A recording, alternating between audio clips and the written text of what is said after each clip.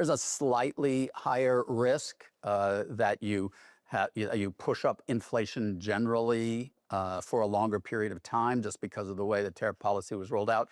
But I don't think it's terribly high, and I think you can expect the Fed can kind of expect to look through tariff policy. The tariffs themselves are not nearly as high as people thought that they might be at the outset of the administration.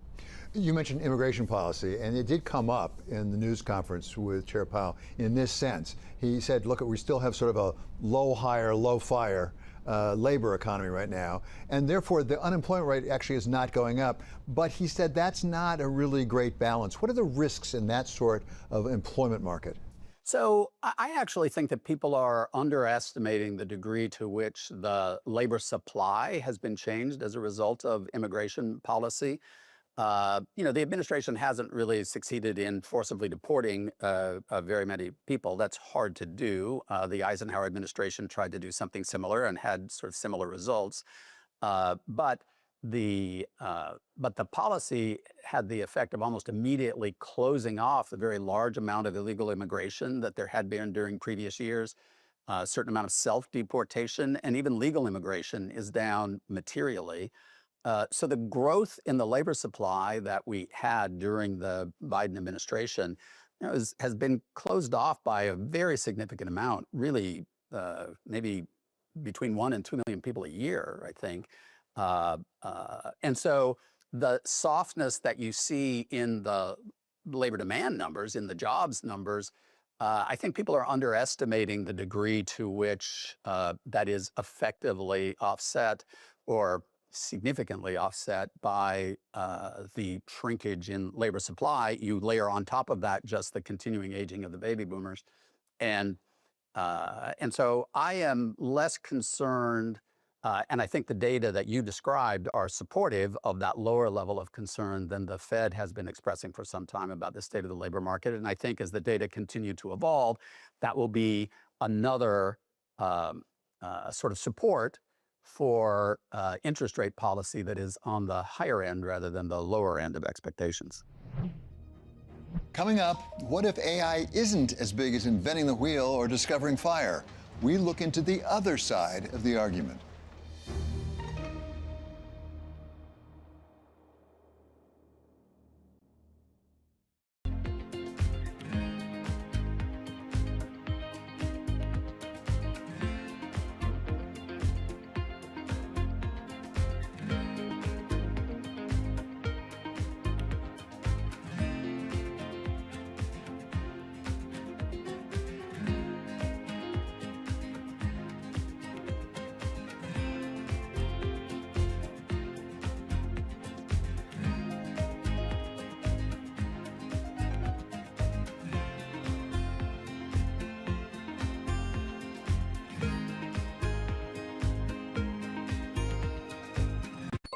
Asia is at the forefront of some of the world's biggest stories. I'm Sherrian in Tokyo.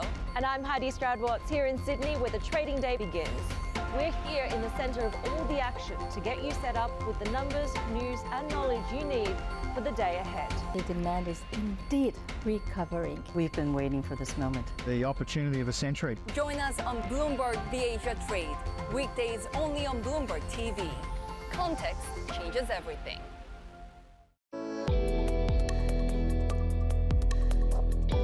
2026 for us is the year that everything just comes together, right? We're not just moving money. The last decade, literally, we've been the race for Africa's growth, right? And the future of Africa, in our opinion, is not hype, it's infrastructure-led. When Africa wins, the global economy wins. We're building the pipes, and those pipes are now of age. Now, as of right now, we are the biggest fintech in Africa, the most licensed non-bank entity. In the last 10 years, we built that muscle. Now we're putting that to the test, all right? Now we've covered the entire world. We have UK, US, UAE, Canada, Europe covered through our partnership with Global Open, for example, and Nuvian. And the point behind that really is, how do we ensure we use that infrastructure to drive the next phase of growth for Further Wave by empowering our customers across all our segments?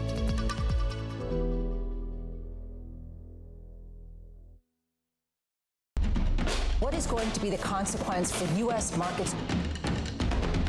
We are seeing modest gains across European equity markets. Take a look at how we're faring when it comes to Asian markets. At 9:30 a.m., the market tells you what it's really thinking. We beat the drum to the opening bell. With deep analysis of the forces driving the price action. Focusing investors on what really matters. Where the money flows, which markets are changing. Conversations with players shaping the narrative. Innovative growth companies gravitate to NASDAQ. It's not just like, let's buy the Mag 7 or AI. That's a really compelling story. This is where your trading day begins. And this is Open Interest. Only on Bloomberg.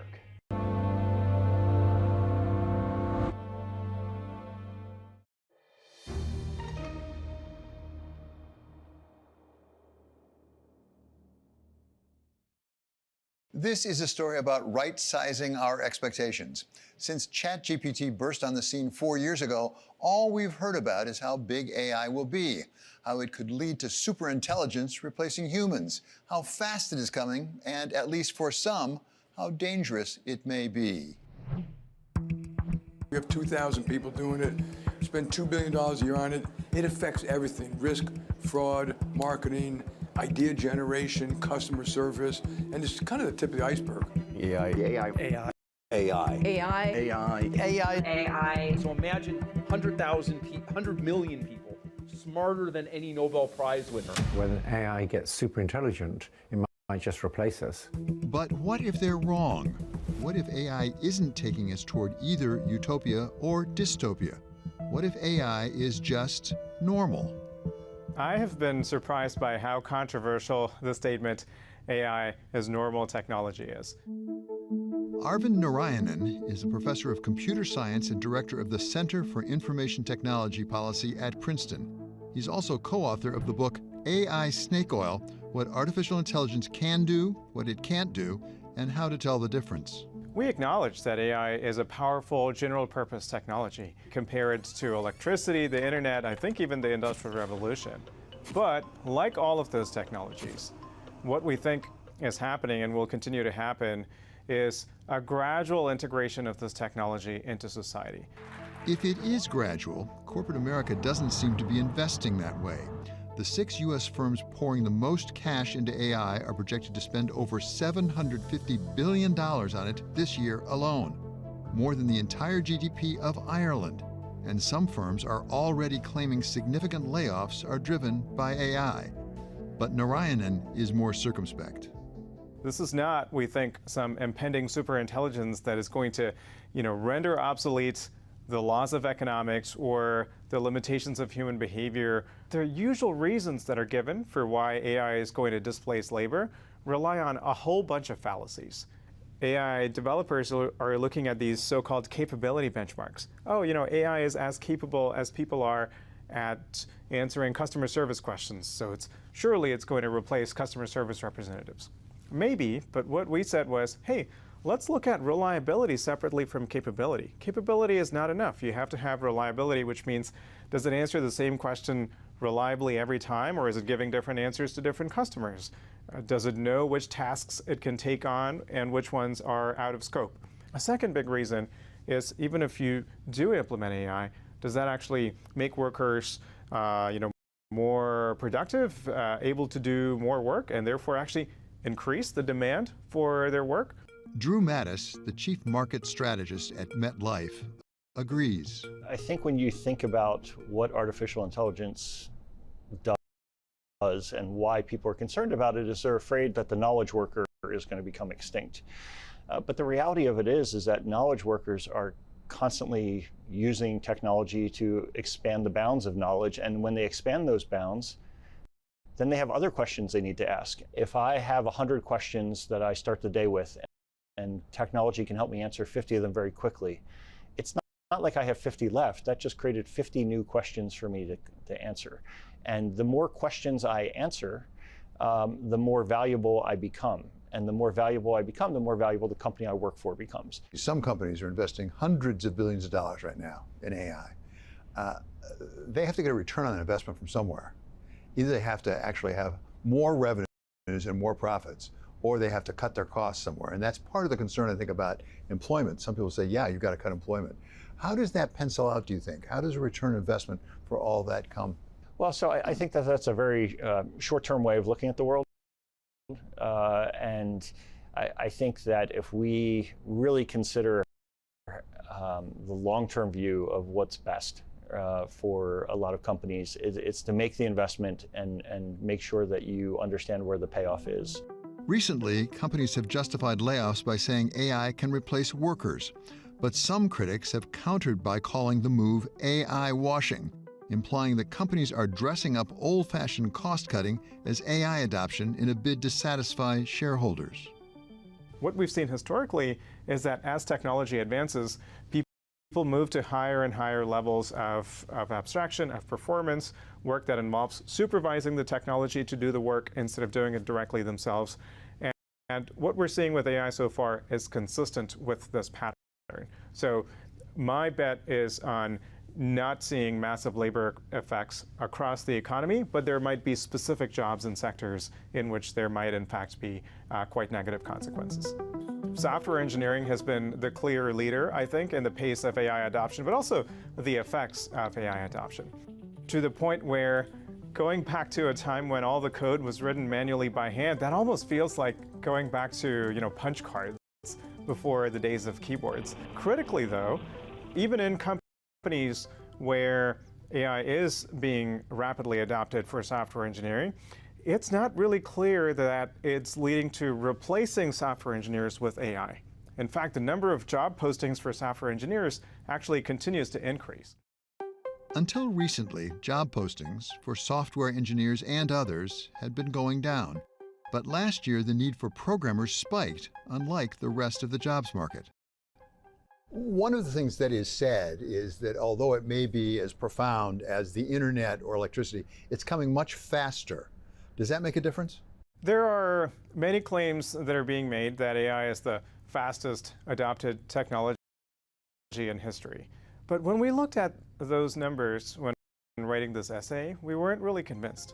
If you look at something that could really make an economic impact, like replacing customer service representatives with chatbots, for instance. I mean, when ChatGPT came out, so many people, including me, thought that that was the first thing that was going to happen in terms of labor effects. Chatbot, it's right there in the name. Why is that still not happening for the most part?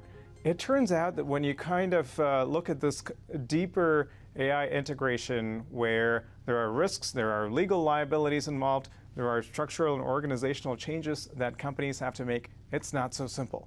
One of the stories we heard was that Air Canada had this kind of customer service chatbot, and it made up a non-existent refund policy when a customer was asking about it. And the customer got upset and sued. It went all the way to the Canadian Supreme Court, and what the court decided was to force the airline to abide by this non-existent refund policy. The speed limits in many cases are things like regulatory barriers that have, of course, been inserted by humans, but for very good reasons. There's kind of a saying that every regulation is written in blood, every safety regulation at least. So when you look at why AI can't make rapid inroads into healthcare, for instance, it's because we're not going to let AI autonomously do medical experiments on people, right, to figure out how to cure cancer. Samyukta Malanji has seen that firsthand. She's an oncologist who has been hired as Vice President of Clinical Strategy at Open Evidence, a medical chatbot that was recently valued at $12 billion and has been called the ChatGPT for doctors. I'm a little bit circumspect when it comes to those sort of grandiose statements around AI tools just replacing physicians entirely. But I do think that there's definitely going to be, a world in which AI tools become a part of clinical practice. And I'm excited to enter that world, to be honest. I certainly do not think that they're going to replace physicians.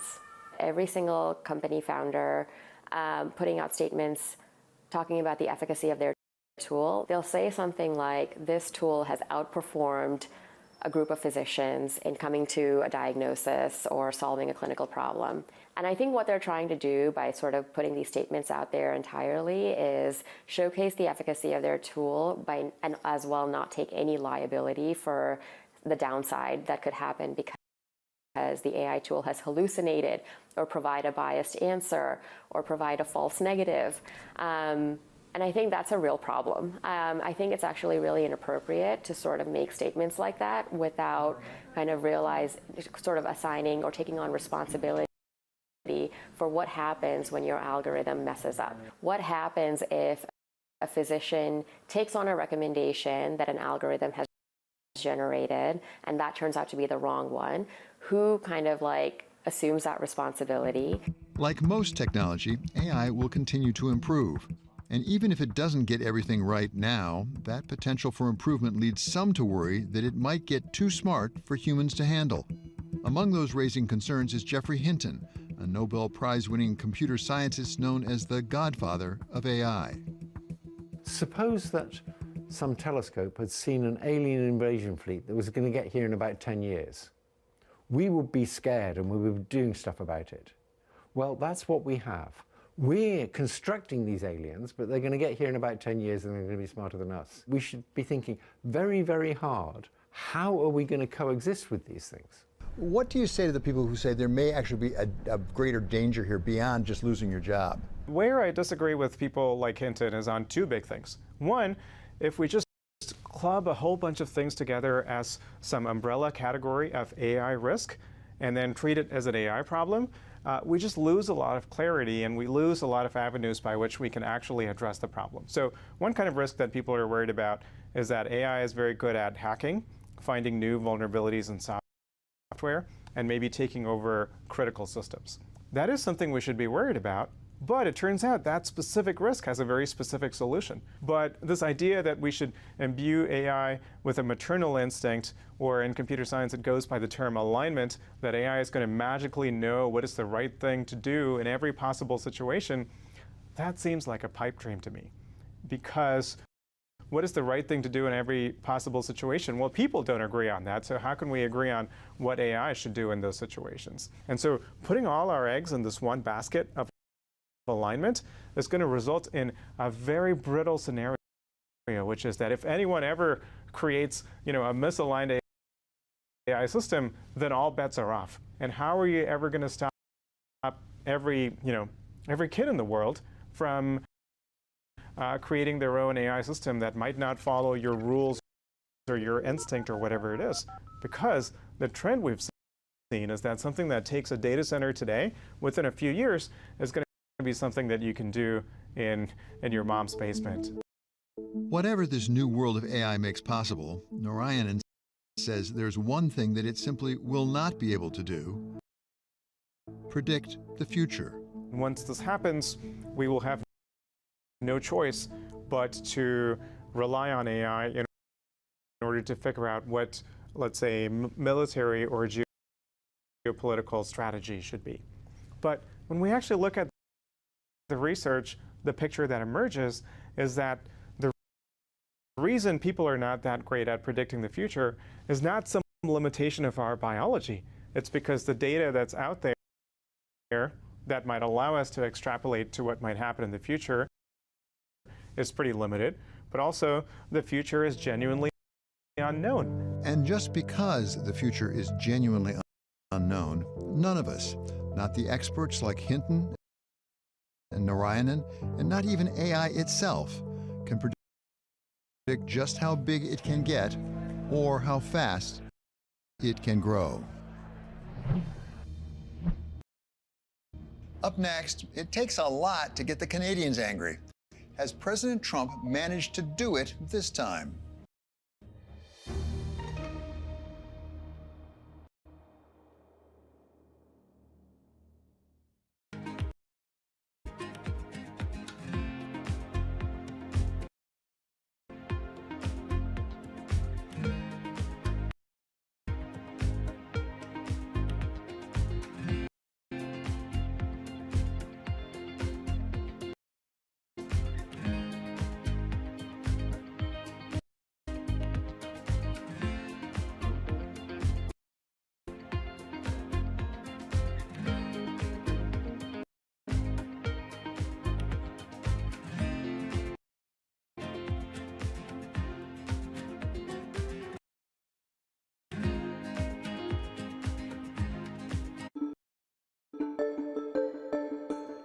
AI, some people would say that there's maybe a little bit of a bubble in AI. When you have companies with market caps of $5 trillion, you don't see any bubble there at all? Whenever we have an acceleration in technology and people get excited about it, you have significant capital formation around new companies that are trying to capitalize on that opportunity. And, you know, we've seen this before through history, and you're seeing it now.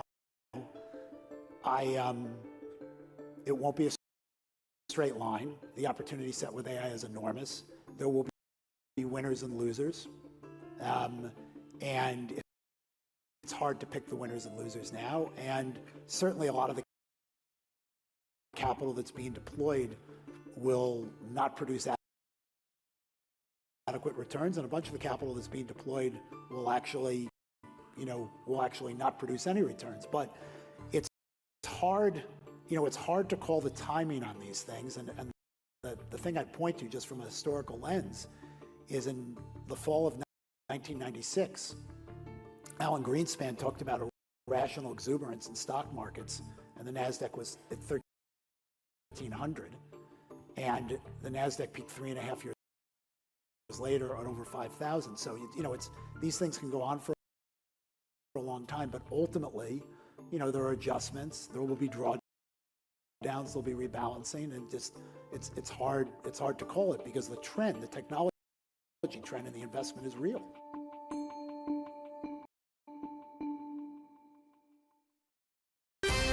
Bringing you up-to-the-minute geopolitical news whenever and wherever it happens. I'm Jennifer Zabasaja in the Lesotho Highlands, and this is Bloomberg. Good morning. Good morning. This is Bloomberg Surveillance. Welcome back to the opening trade. Watch Bloomberg Tech. This is the Asia Trade.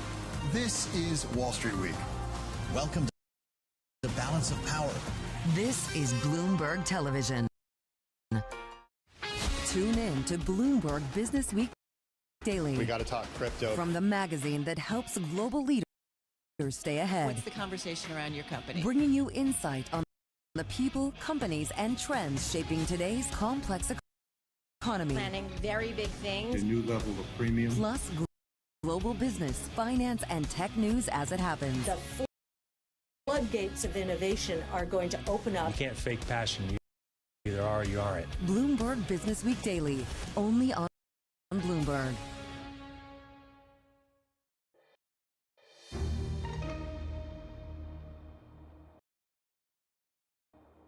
This is a story about a troubled relationship.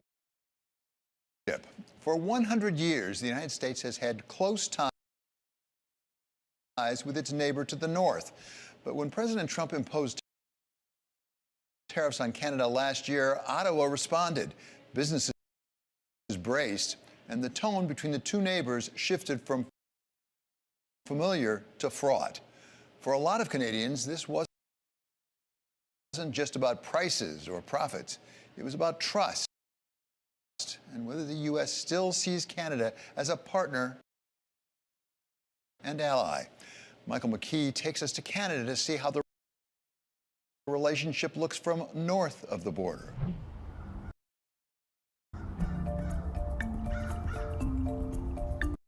An hour north of the line dividing the U.S. and Canada, in a small town called Knowlton, the cross-border relationship feels fragile. We love the American people, but we're also defensive about our economy and want to support Canadian business, which we feel might be under attack right now. Having family in the United States as well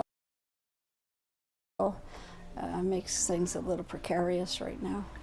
Since President Trump imposed new tariffs on imports from Canada, the relationship has soured. Canadian imports from the U.S. are down, and the nation slipped from being the largest buyer of U.S. goods to number 2, behind Mexico. Canadians know that our old, comfortable assumptions that our geography and alliance memberships automatically conferred prosperity and security, that assumption is no longer valid.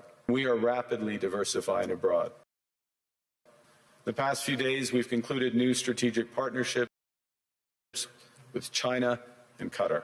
Although Carney is optimistic about Canada's economic agenda, February's jobs report paints a bleaker picture. The country shed the most jobs in more than 4 years last month, sending unemployment up to 6.7% from 6.5% in January. We're all going to lose around 2% of our GDP because of the new trade environment. That includes the United States. When I say 2%, for somebody, it's 100% of their livelihood.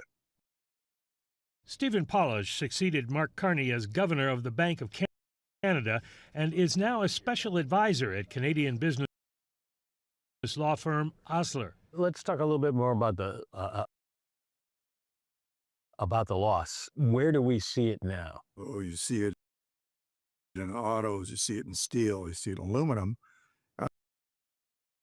you see it in copper, and you see it in the forestry sector. These are sectors that are deemed, really strategically important. As U.S. tariffs weighed on Canadian exports for much of the year, real GDP contracted in 2 of the 4 quarters of 2025, and for the year increased by just 1.7%, the slowest pace of annual growth since the economy shrank during COVID in 2020. But right now, you still encounter that belligerence at the grocery store, looking for the thing not grown in the United States. Or, well, look, Mexican vegetable versus U.S., California.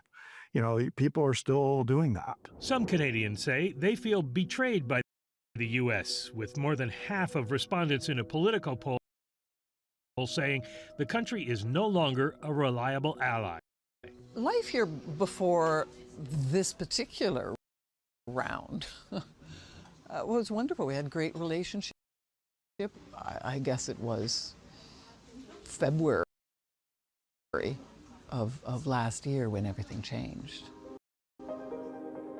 Louise Penny is a Canadian journalist turned author. When she was on tour last year, Penny decided to redirect her U.S. tour dates back to Canada in protest of Trump's tariffs. She's also refusing to return to the U.S.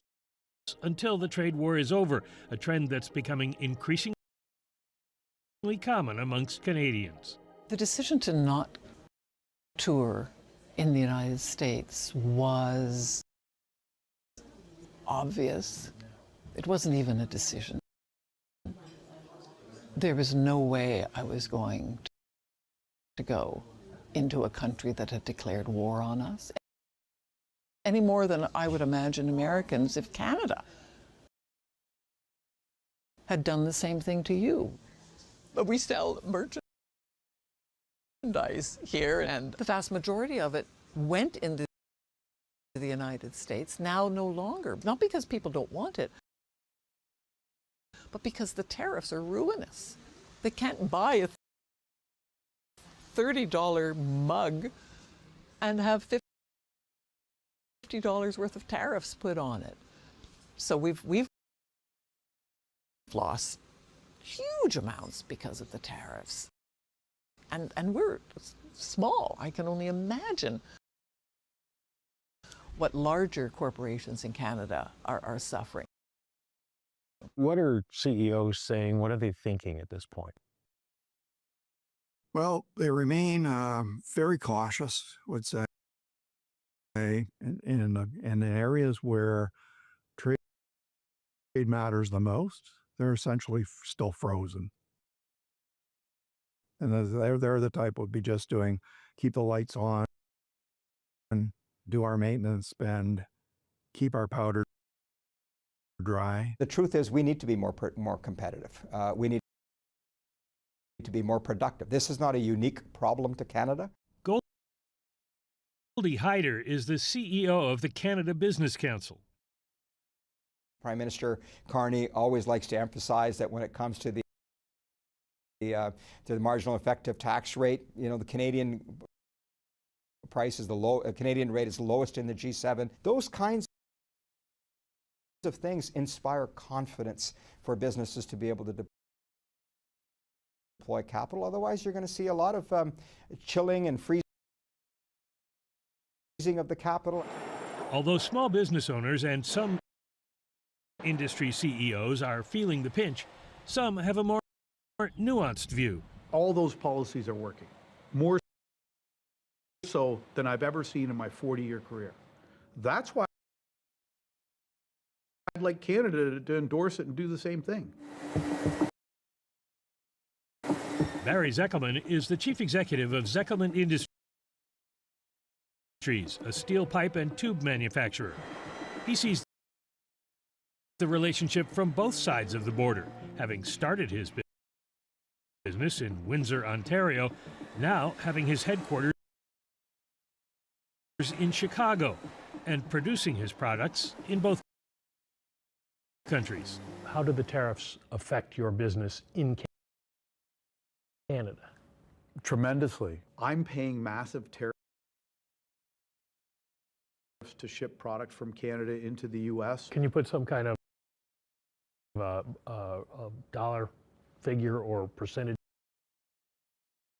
figure on what you're having to pay? We're having to pay roughly, almost $250, $275 a ton, U.S. So, I'm paying $6-7 million a month in tariffs. It's huge. We've got to eat it. I've got to keep this plant running. I'm trying. My U.S. customers need the product. I'm manufacturing more and more in the U.S. We've upped our production there tremendously. I mean, if you had to compare Canada to the U.S. is booming. I have never seen more robust demand. So the policies are working over there. So the back and forth on tariffs, even though a lot's covered under USMCA, has put a chill on the Canadian economy. Yeah. We need to resolve it. All right? I understand Prime Minister Carney, and he's our Prime Minister, so I've got to stand behind the leadership of our country. But we have to have a healthy trading relationship with the U.S. It is not going to be replaced by other countries. We can't just keep poking them in the eye and telling them we don't need you, and standing there at Davos pretending that these mid-market or mid countries are going to band together against the U.S. Every one of them's in the back door trying to sign a deal with the U.S. It's not going to happen. It's the greatest economy in the world. It's the market that everybody in the world wants to be in. And we're right next door to it with the longest border in the world next to it. Biggest trading relationship, and we're saying, oh, we're going to move on? That doesn't work. That doesn't hold water. When you sit there and oh, we're going to make it the 51st state. Look, people got to relax, and people have to calm down. You don't feel insulted by the president as a Canadian? No, I've got thicker skin. I mean, you can't get insulted like that and turn that into a global trading fight. Read in between the lines. I'm telling you, I believe with everything in my heart that if Donald Trump, President Donald Trump, had the right relationship with Canada, a fair trading relationship, and resolve some of these issues, he'd put his arms around Canada and hug them and welcome them into the family, because he would feel secure that we've got a family that's working together for the greater good of North America against many bad actors who are bad for the U.S. and bad for Canada. Like Zeckelman, Hyder says it might be hard to separate separate business from personal when it comes to cross-border relations, but in the long run, it might be for the best. Canadians have the right to respond the way that they have. Look, it's emotional response, but I will say this about Canadians. We can separate emotion from reason. We ran a survey not too long ago which shows that, over 80% of Canadians feel very strongly that this agreement is good, that it's working, and that it should be reviewed and renewed. I mean, we have, to some extent, taken it for granted that we share this border with the largest economy in the world, and we've been a little bit comfortable. I have said this to many Americans, particularly in the administration. It is not in your interest to have a weak Canada and a weak Mexico. Let's be clear. We are a very lucky group of countries. This is not India, Pakistan, or China, Taiwan, or North Korea, or South Korea. We are very fortunate to live in a neighborhood where we find a way to work together. Half of Canadians believe it's still important to preserve Canada's trade agreement with the U.S. and Mexico, the USMCA, or CUSMA, as the Canadians call it. It's up for review in July of this year, begging the question, what comes next? As CUSMA gets renegotiated, and as the tariff situation goes on, there's been talk of Mexico and Canada sort of reaching over the United States and concluding some type of their own agreement. Do you see anything like that happening? Right now, I think we can both kind of treat as, you can invest in Mexico and that gives you access to the United States market. That's basically what USMCA kind of does. And the same thing in Canada. And so that's where investment comes, the platform for trade in North America. Could it be the other way around or just, as you say, go over? Well, of course it can, because that's the nature of the current agreement. We'll see how the CUSMA or USMCA renegotiations go. But frankly, it could go nowhere. I do not like the fact at all that there are these trade tensions between Canada and the U.S. I would absolutely love for this temperature to come down. I think that these two countries should have a robust trading relationship between the two of them. I think that there's a lot of things that Canada can offer to the U.S., and I think there's a lot of things the U.S. can offer to Canada. And I think that they need to get to the issues that are contentious, deal with them, and move on. I mean, if you talk to any Canadian, they're upset. Their pride's been hurt, and they feel they're standing up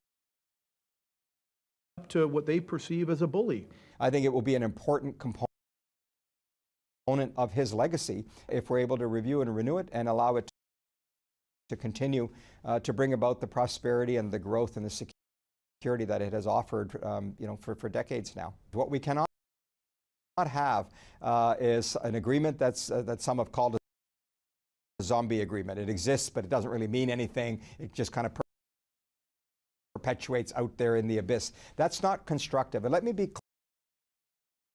clear about one thing that your viewers of more than anywhere else in the world would understand.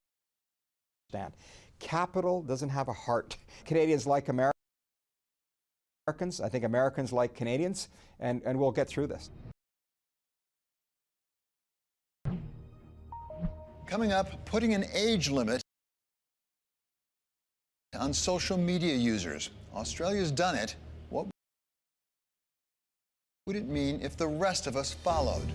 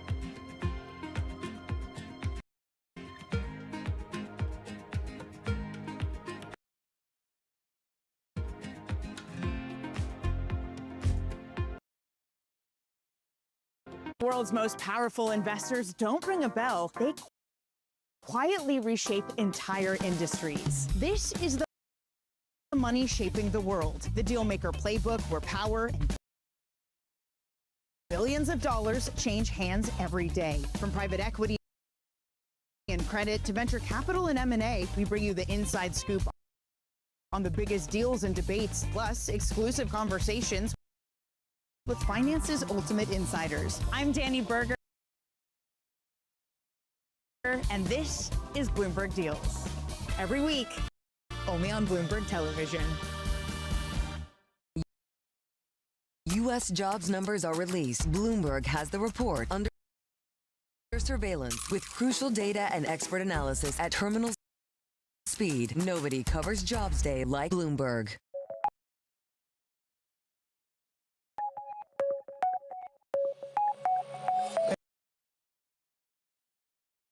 Peru is maybe first country inspired to me to how can I use the different ingredients.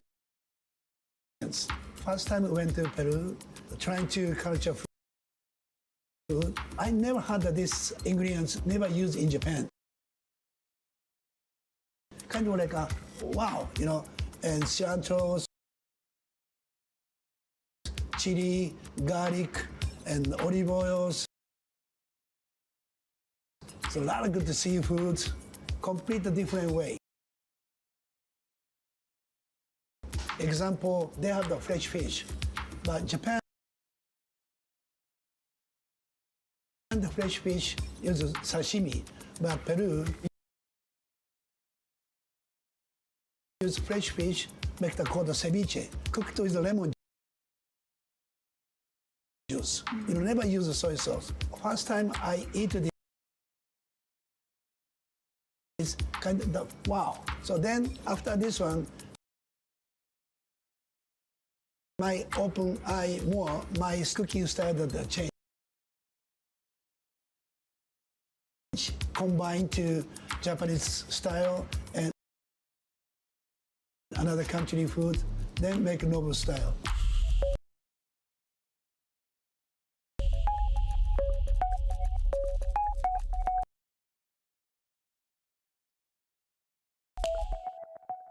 Key investors, top executives, global innovators. Join me for in-depth conversations with the biggest newsmakers on the day's top stories. Insight with Haslinda Anand, only on Bloomberg.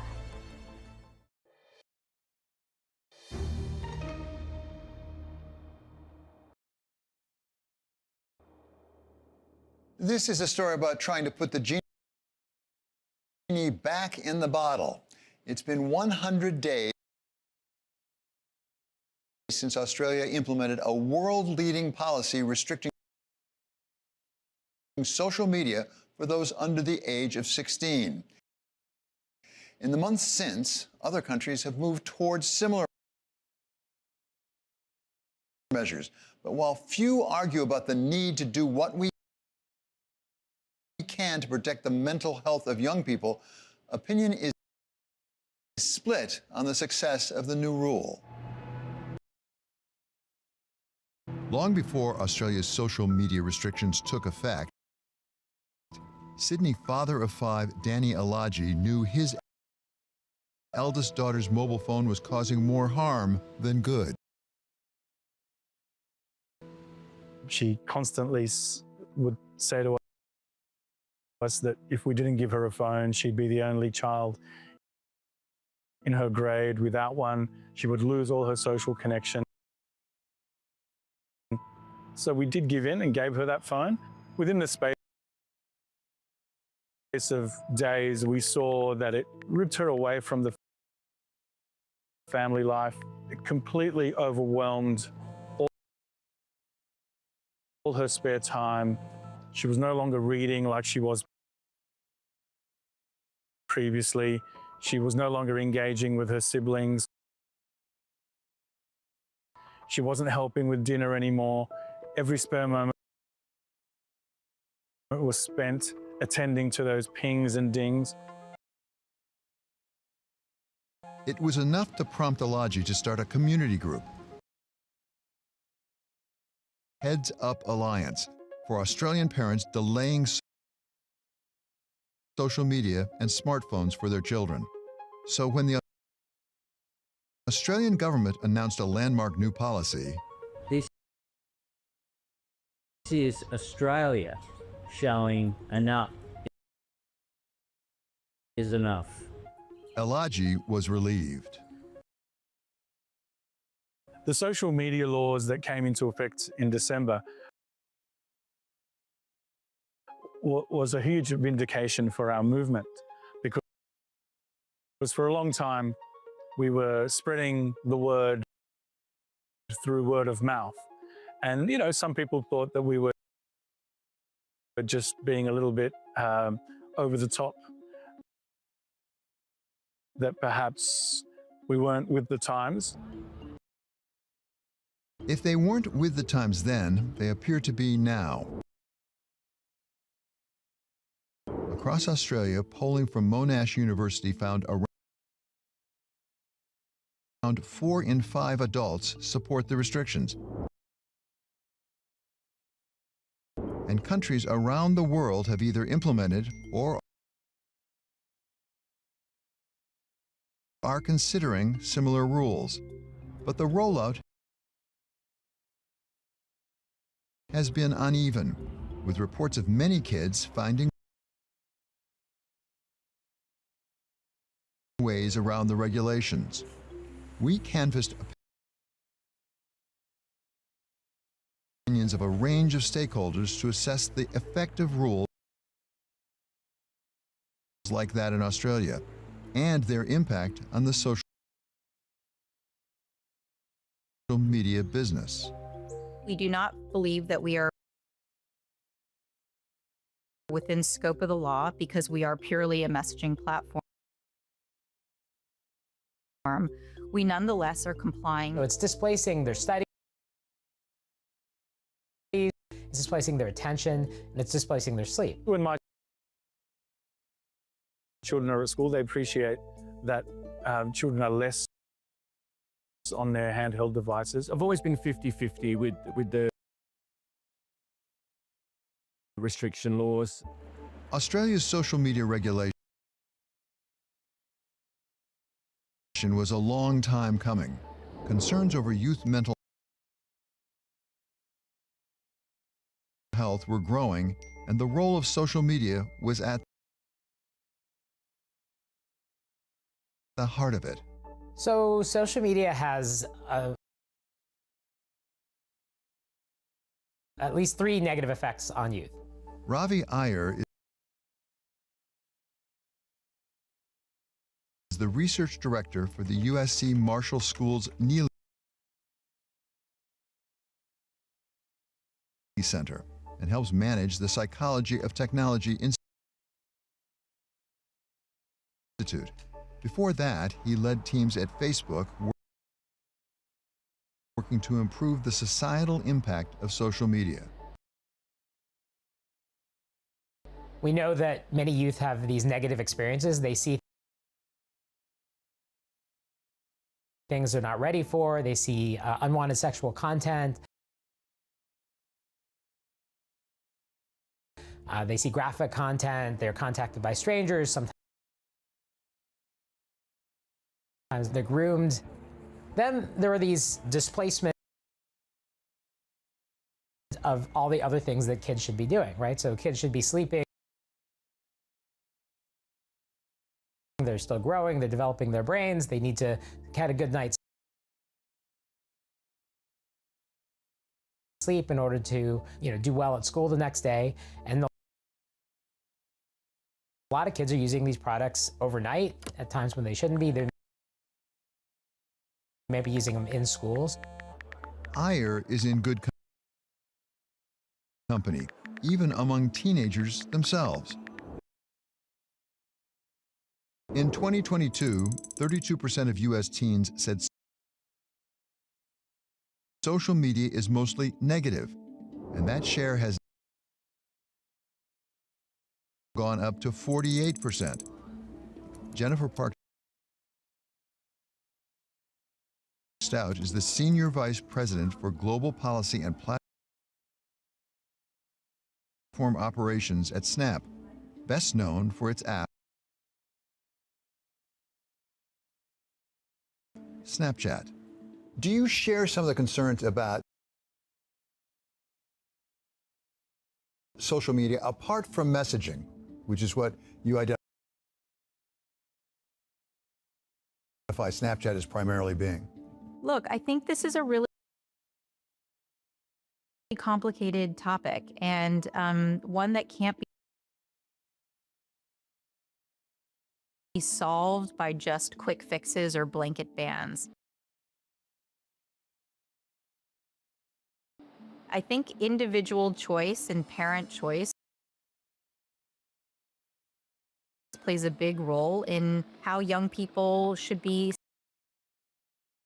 spending time on social media and technology. Even though Snap is primarily a messaging platform, of course, there are a number of choices out there for young people to be on platforms where they're consuming content or they may be interacting with strangers. That's not what Snapchat is about. Snapchat really is a messaging platform where we've built in a tremendous amount of protections to make sure that the experience they have is safe and that they're connecting with people that they actually know.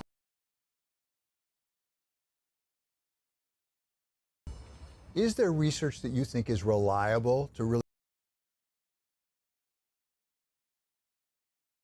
give us a sense about what the risk might be or not be, whether it's social media generally or something more specifically? Yeah, I think the research is mixed. There's no research yet that has come out that can give really any indication that bans are the right approach when dealing with teenage well-being and mental health. However, I think it was the Journal of American Medical Association that came out recently that said that, complete removal of social media for young people, as well as excessive use, neither are healthy for experiences for teens. But somewhere around the middle, the sweet spot, that's what actually can help young people. It makes them feel connected. It makes them feel like they belong to a community. Australia acted decisively in curbing youth access to social media. Shortly after the rules went into effect, close to 5 million accounts across 10 different platforms were removed, and new users have been barred from signing up. But that doesn't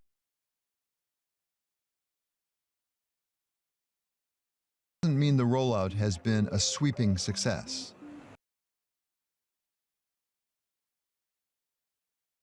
Perhaps unsurprisingly, over the last 3 months, we've heard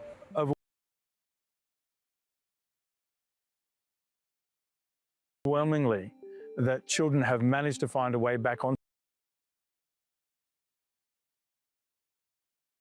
the platforms, have not had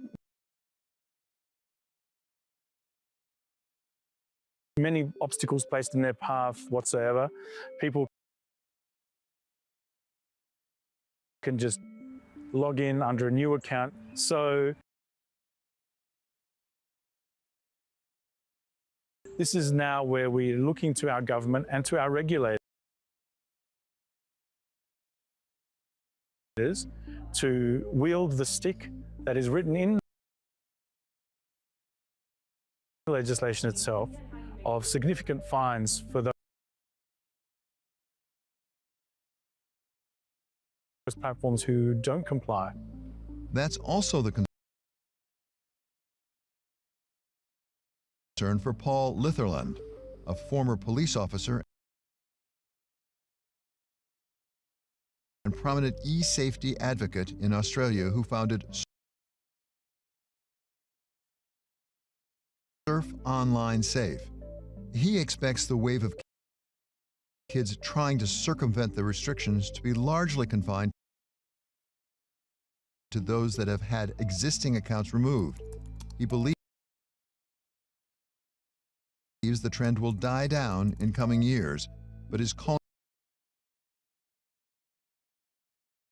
for more compliance from social media networks.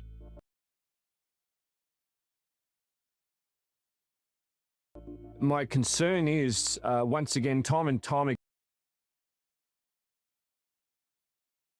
again, we've seen the networks fail in regards to response from government requests and from legislative changes. So my main concern was the fact that the networks probably wouldn't respond. And as an example, within our legislation, there's two words. The networks must take reasonable steps to remove or to stop kids from joining under that age. So my concern is with their determination or their interpretation of reasonable steps. We have worked very hard to meet compliance. So what that means in practical terms is that we have worked very hard to quickly identify the population of users in Australia that are under the age of 16 that we had to immediately remove from our platform. That's quite a complicated task in a world where age verification and age assurance technologies do not exist in a foolproof way. We and our operations team worked very hard to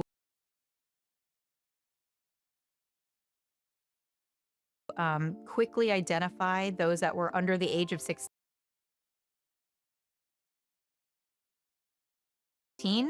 as well as those that we may have inferred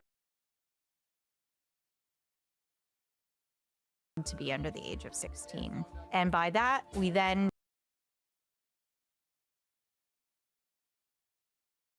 remove those users from our platform and are continuing to work to verify the ages of these users to make sure that they are not on our platform. As you describe it, it is a complicated process that you have to go through. But as you've gone through it, is that a material portion of your clients or customers in Australia?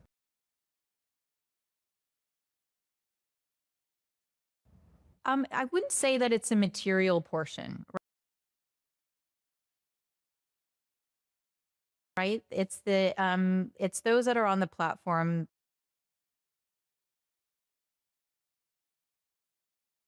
between the ages of 13 and 15. So we've been about those figures. It's over 400,000 people that fall in that age category that we have removed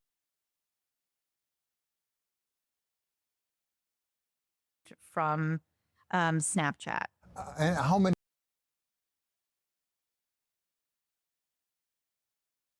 users do you have in Australia overall? We have roughly 8 million daily active users in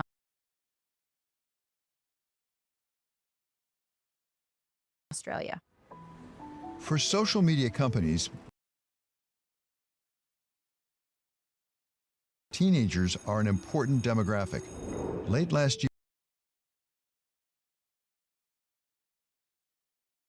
year, the Washington Post reported on internal memos from the head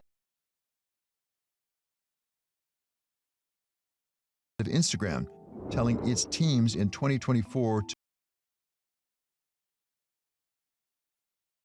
be, quote, laser focused on teens.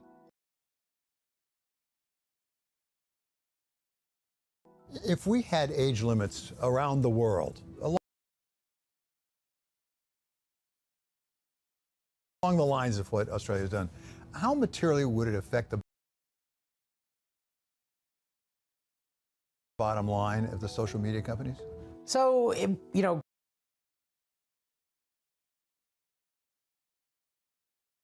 social media companies will say that they don't monetize youth that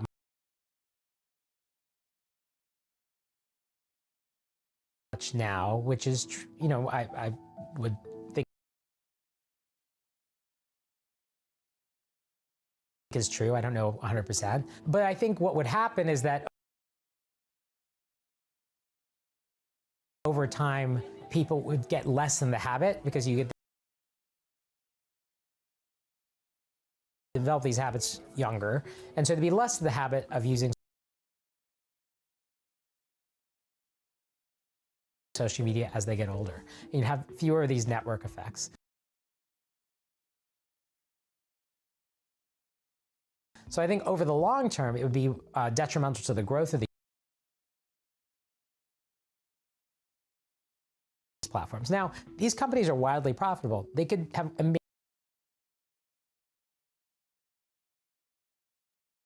amazing businesses not doing these things. So in the grand scheme of things, these companies would do fine. They'd be wildly profitable.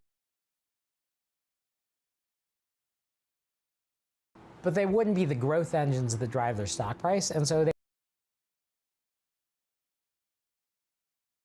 would just have to be like regularly profitable companies as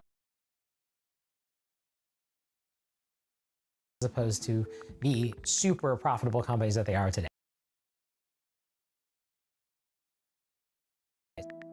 Does it have a substantial effect on your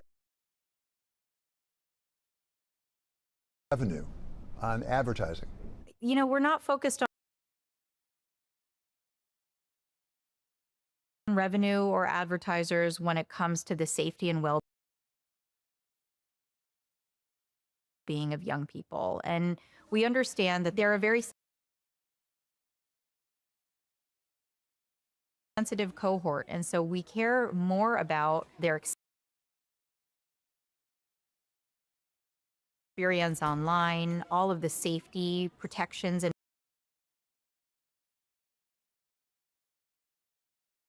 measures we put in place to ensure that when they are on Snapchat,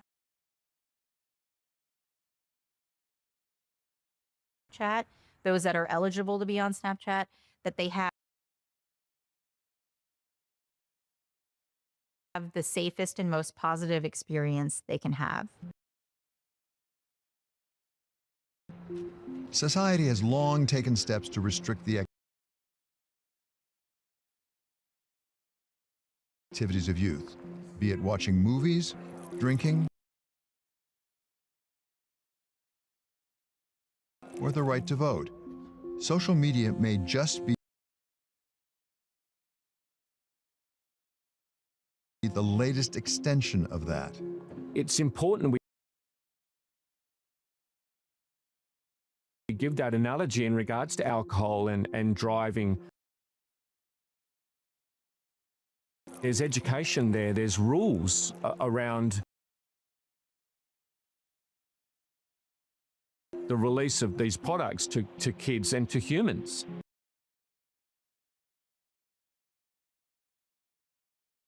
That's what I've been really frustrated and why I left the police.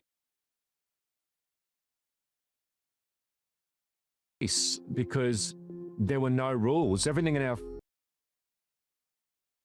physical world has rules. Look at a car manufacturer into Australia, unless it's a 5-star rated, unless it's got airbags. So we need brakes, okay? But social media, we haven't had that. Parents like Danny Alaji hope Australia's social media restrictions are a step toward doing just that.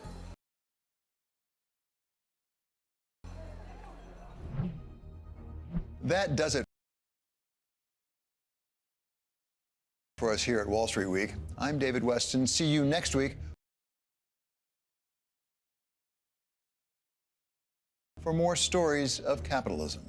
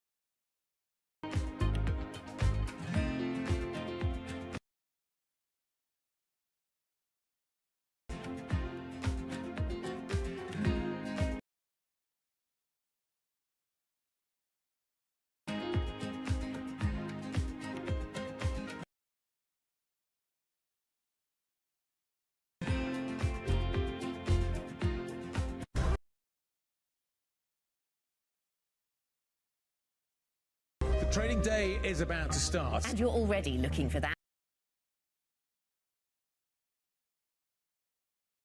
edge. The opening trade brings you everything you need to know as markets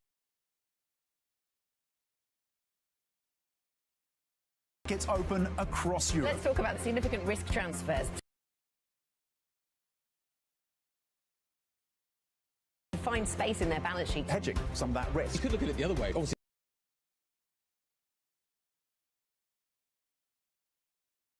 this stuff is risk weighted. I would much rather be long than be short. We're in a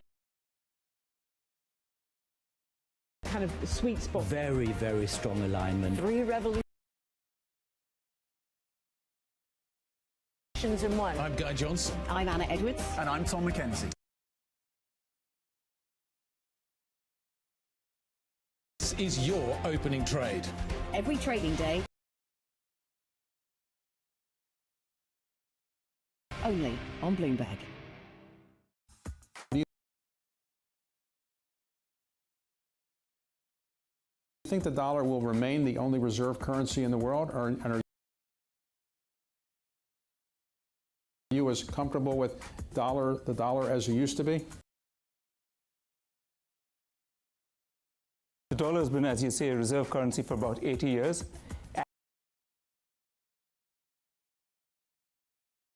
Actually, if you wanted to go further back, you could say it's almost after World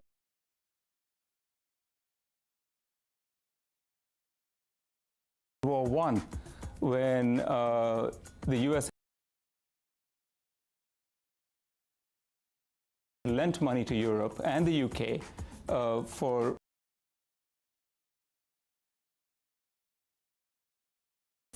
ammunition and so on, and then they had to get paid back in dollars, and that's when the strength of the dollar really began.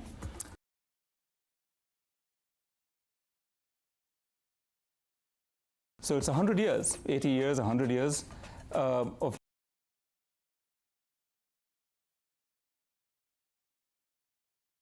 dollar strength, so much so that important commodities, gold, oil, are denominated in dollars. Dollars are part of the payment system. When countries talk to each other, they represent their GDP and various figures in dollars. I think undoing that will take a long, long time. And, 3% in foreign exchange terms is not that much. Okay, so you think the dollar will stay as the reserve currency of the Absolutely. time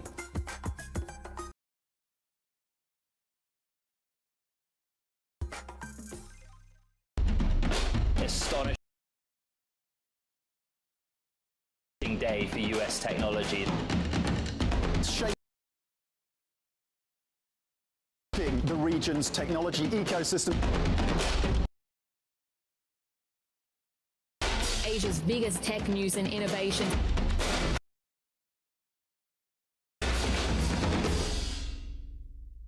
Good morning. This is Bloomberg Daybreak Europe. I'm Lizzie Burden in London, and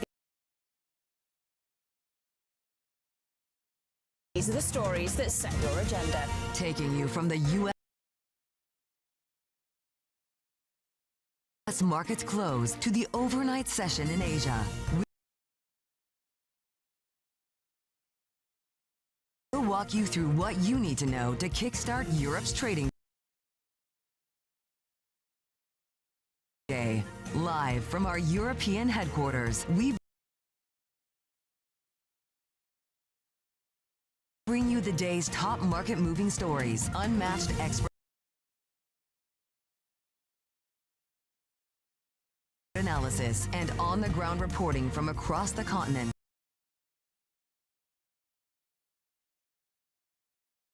Tune in to Daybreak Europe, only on Bloomberg Television.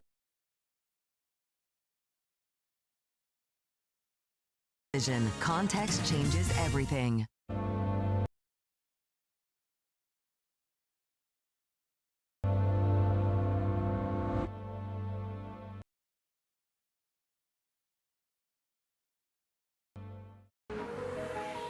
The deepest hole ever dug on planet Earth is right here.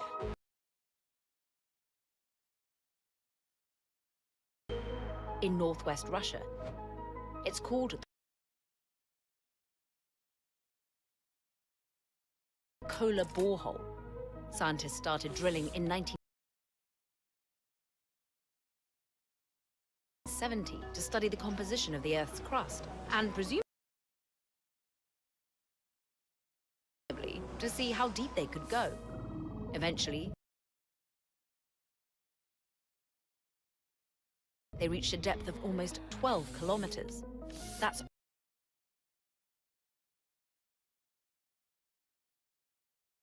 roughly a third of the way through the Earth's crust on land.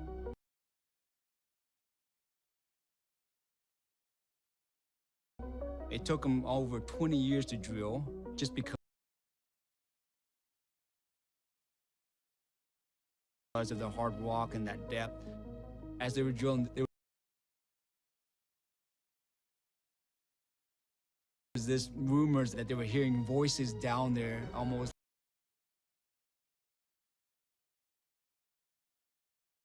like the depths of hell.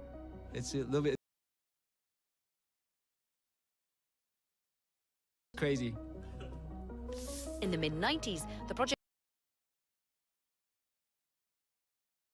ran out of funding. The site was abandoned, and the hole was sealed up. And the 12-kilometer record still stands. For now. 12 kilometers is not that far, right? Like, and just think about that. We've actually never directly measured anything deeper than that. It truly is the final frontier. Well, okay. It's not like we have no idea what's down there. Coal, oil, and natural gas covers 80% of global energy demand after all. But there's one resource under the earth that's often overlooked and maybe undervalued. Drill anywhere on the earth, and if you go deep enough, you'll find hot rocks. And so what you can do is turn that heat into power.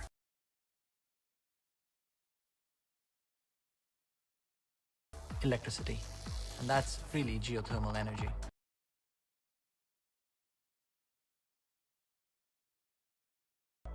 Geothermal is the underdog of the energy industry, generating just 0.3% of electricity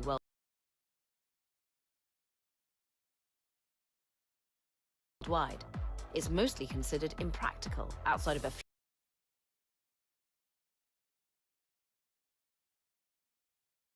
specific spots around the globe.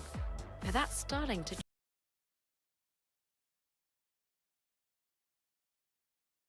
change. Geothermal energy opens up a new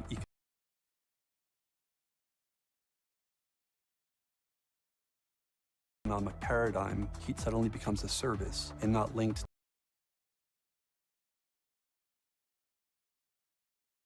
to a commoditized fuel. Hundreds of millions of dollars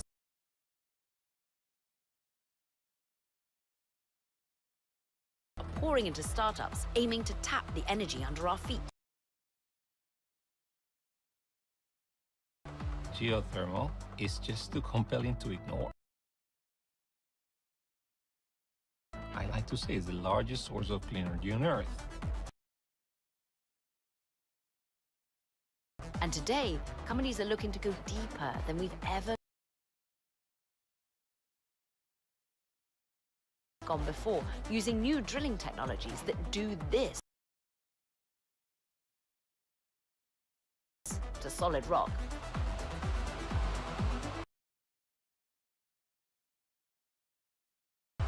But are there new technologies really up to task? And can they avoid the earth-shaking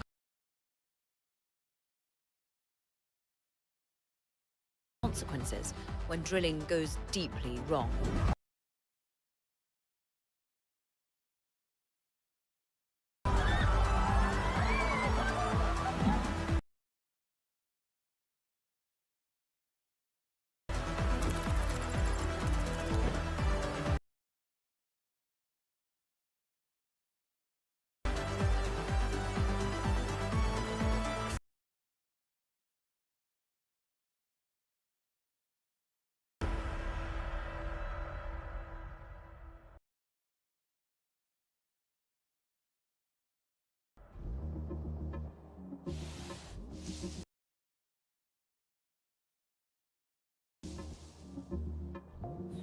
Sure, are we just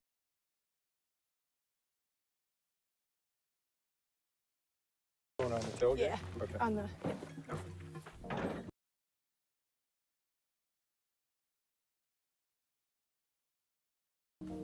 That fellow in the bucket hat is Jim Folds. With his crew of geology students, he's constantly on the hunt for new hotspots, collecting data that geothermal companies can use to expand their operations.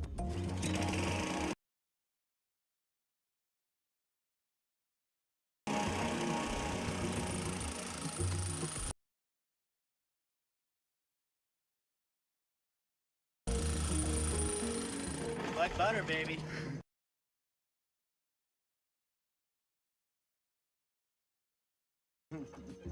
They use methods like this heat probe to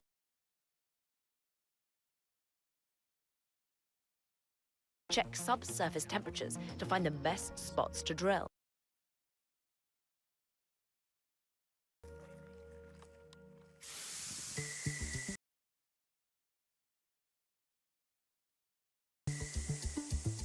Geothermal energy. In a way, it's so simple. It's just the Earth's heat. It's always there. At least it will be there for another couple billion years. The core is much, much hotter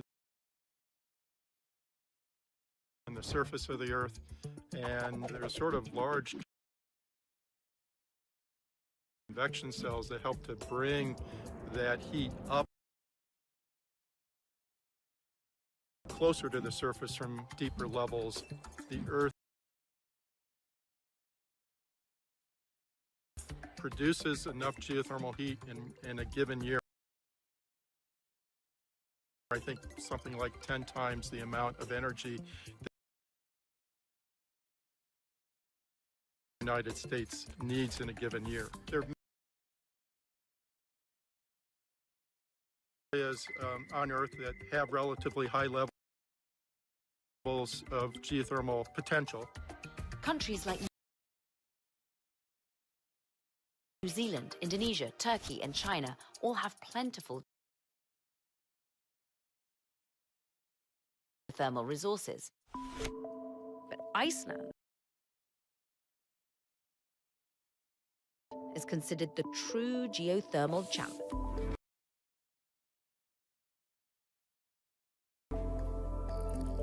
The country transformed its volcanic heat into an economic windfall. Iceland was a developing country in the early 20th century.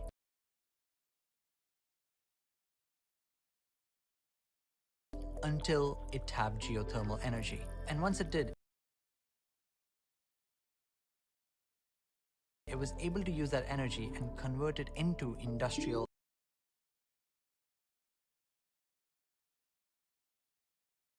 output and become a richer country. It is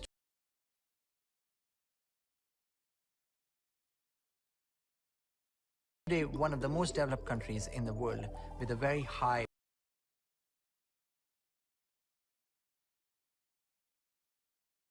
per capita income.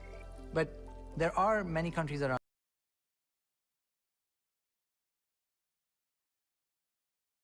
the world that have access to geothermal power but have yet to really tap it. For places like Kenya, they're at an early stage of development, but if they can access more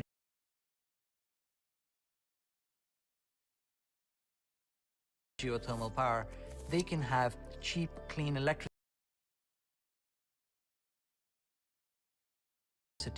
that can be converted into economic output pretty quickly.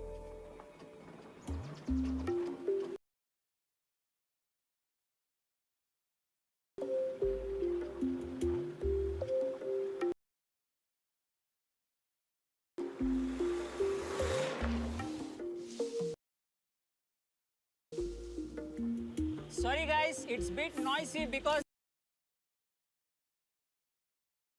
there are machines running, generator running, cooling system happening.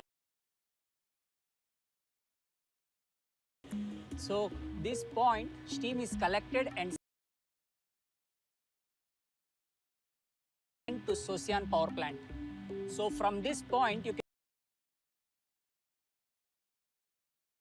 can see a green line supplied to all of the units in the power plant. This plant is operated by Sosian Energy, a relatively new player that raised $91 million to build the 35-megawatt facility.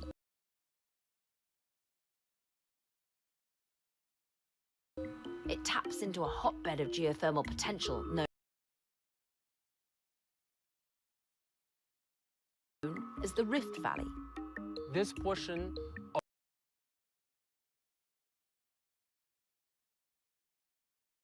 the African continental shelf is actually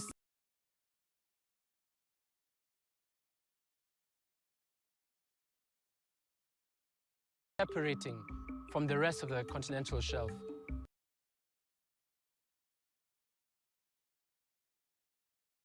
The area where we are today, we're at the bottom of that rift, and that is why it's called the Rift Valley. And because of this, the internal earth heat that we're using, that heat is much more readily accessible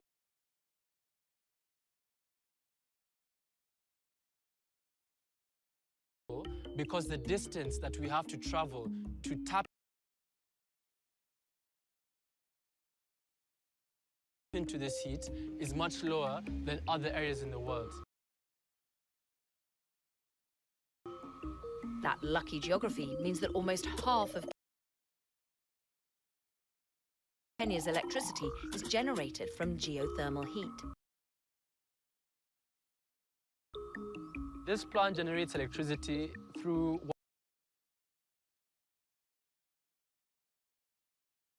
what I call elaborate plumbing. These massive green pipes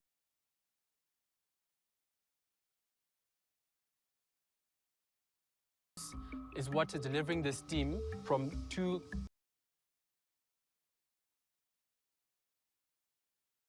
to 3 kilometers deep. It is directed to turbines, and those turbines convert the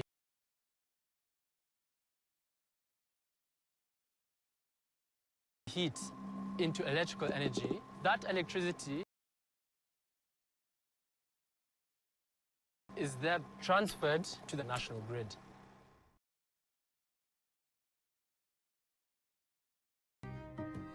This country has a potential of up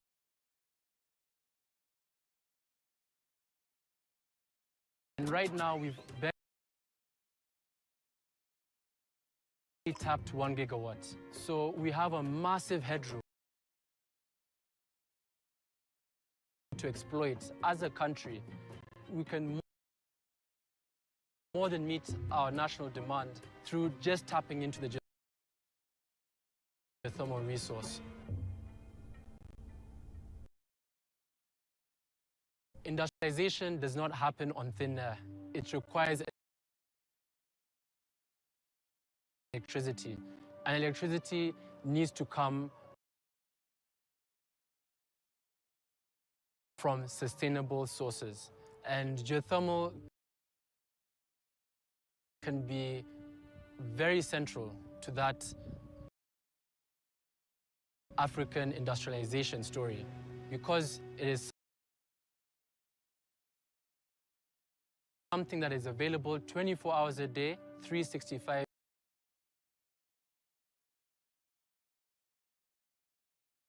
days a year. And that always-on quality is very, very special in the world of clean energy. Solar and wind are the two variable sources of renewable energy that have exploded with hundreds of billions of investment in recent years around the world, but they're at the whim of the weather. That means that when it's cloudy,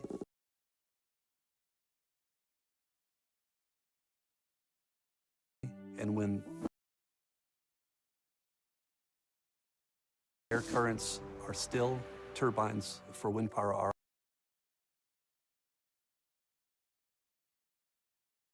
because it's available 24 hours, 7 days a week, provides that reliability that investors are looking for in a grid.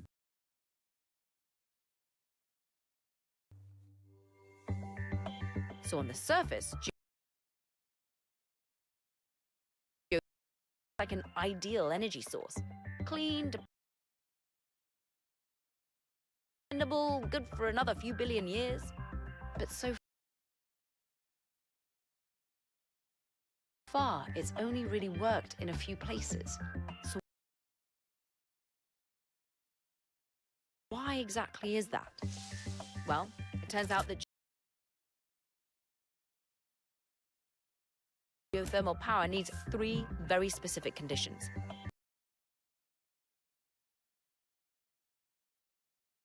Heat, a reservoir of water, and a layer of porous rock. If you've got all 3, you're in business. No water, no big deal. Many geothermal plants simply pour their own fluid down into the hot rock.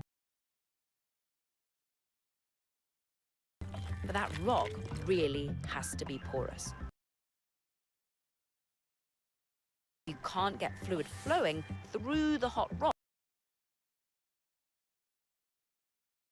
You can't use the heat. Solid rock just won't work.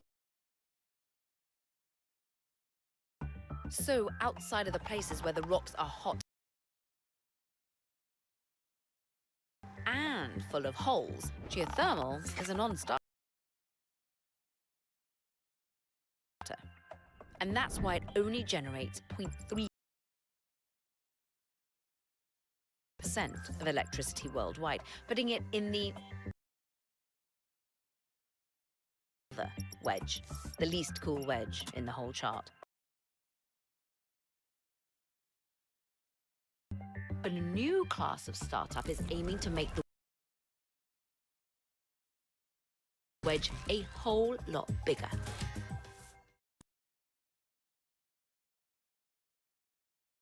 Multi-trillion-dollar industry. We'll show you what's happening.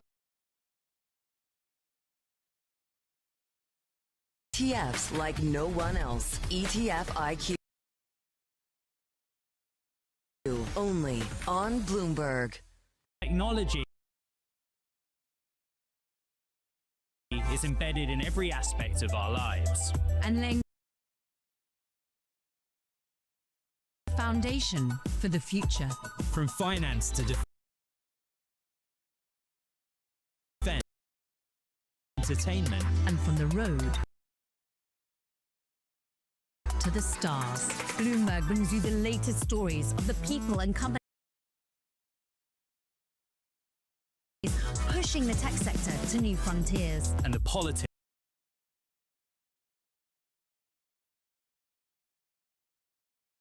I'm Caroline Hyde in New York.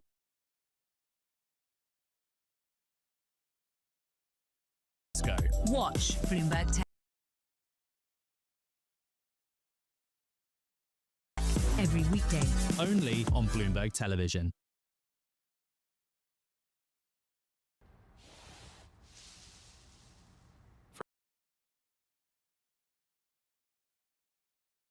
Fervo Energy is a next-generation geothermal developer. We've developed new technology that makes geothermal work in far more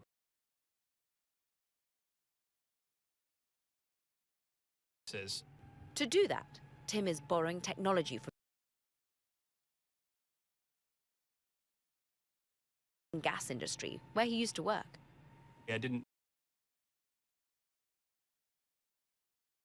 plan this, but the office building you can see right behind me is where I started my career, just through the window there at BHP Houston offices, and started my career working as a drilling. So they just started getting into the shale boom. The light bulb went off for me that all the technological advancements that I was seeing in my day-to-day career in oil and gas were going to be just as transformative for geothermal drilling as they were for oil and gas drilling. Hydraulic or fracking is a process of injecting highly pressurized liquid into underground rock, opening up gaps where none existed before, to then extract oil and gas. Combine fracking with geothermal instead, and you've got enhanced geothermal. We create new fractures in the rock that essentially the subsurface into a giant heat exchanger, radiator.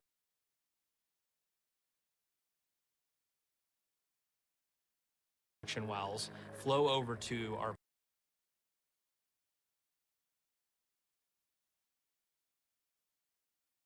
up to the surface, picking up the heat,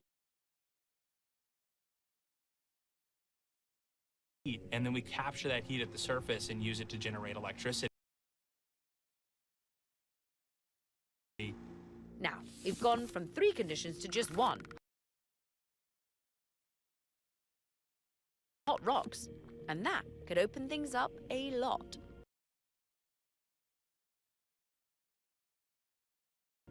Historically, geothermal was limited to very specific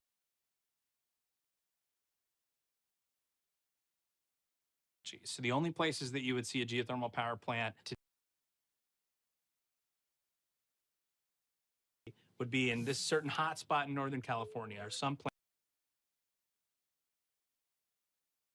across northern Nevada.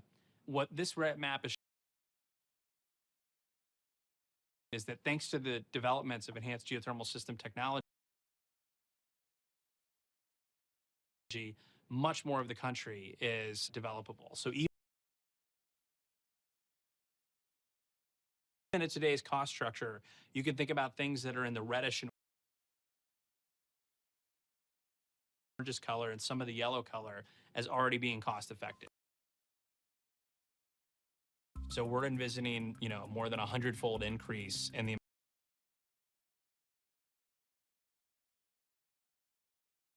that you can get, and you can replicate this for really any. Fervo debuted its technology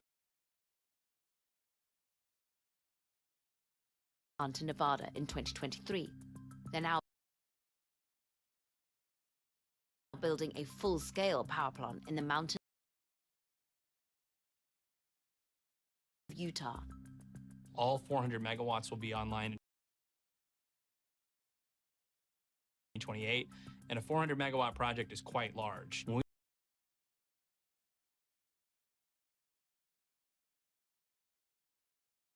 Percent of all the power generated in the state of Utah. Producing that much electricity is a big opportunity, and others are taking notice.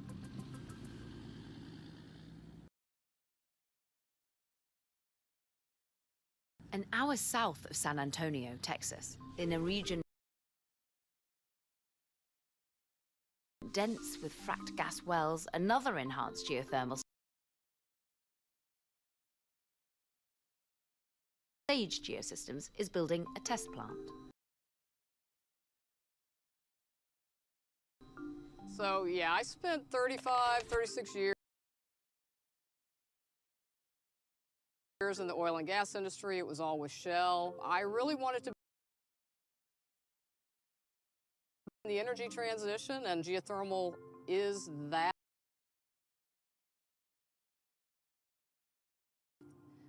Clean energy that best leverages it. One of the most exciting parts about thermal energy is that it provides the opening for a just transition for people who work in the fossil fuel industry. A lot of people who are currently engaged in geothermal energy come from oil drilling, and it requires the same skill set of geophysicists and roughnecks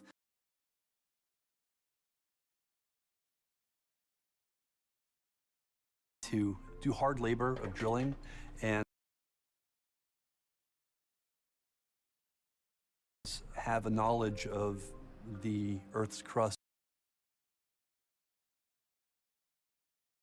or beneath it. Was 15% HCl correct? I don't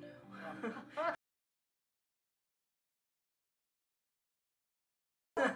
You're supposed to just say, yeah, of course it was. Sure, definitely.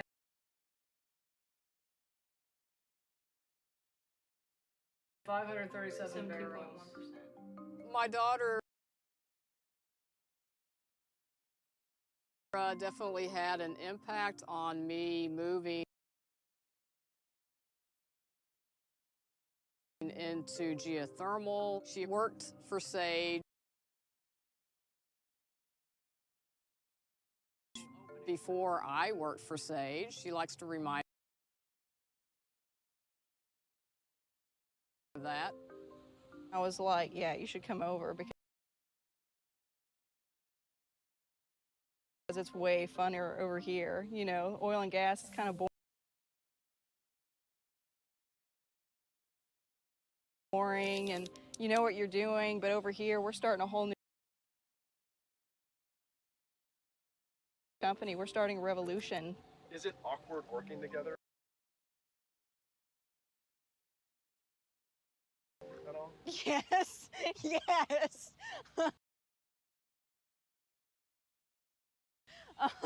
I think it is. Sage started out in 2020 with an enhanced geothermal approach similar to Fervo's. But they soon realized they could put their fracked well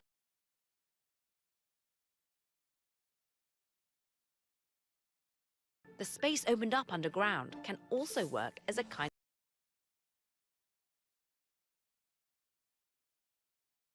In a simple term, we drill a well just like any oil and gas well, and we target a hard, non-permeable rock that we fracture using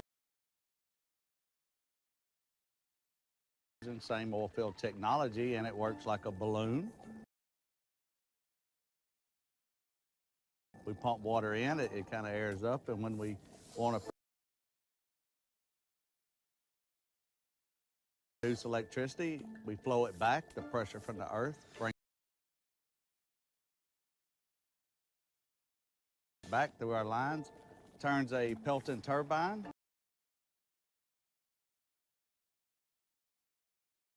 and rotates a generator and makes electricity.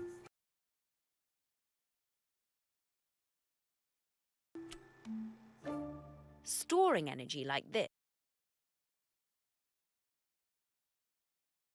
could open a new line of business for geothermal companies. Pairing with solar and wind.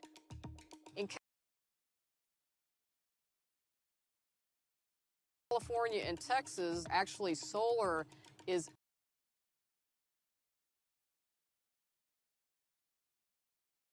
out producing demand in the middle of the day. So you take that precious clean energy, use it to store water under pressure, and then again produce that water at a time of day when the demand is higher and the people really need the energy. Sage and Fervo say they've from a mix of venture capital, government grants, and partners like drilling companies that stand to benefit from the growth of geothermal.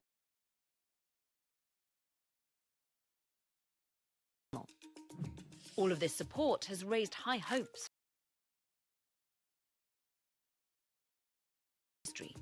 The International Energy Agency predicts that by 2050, total geothermal power capacity could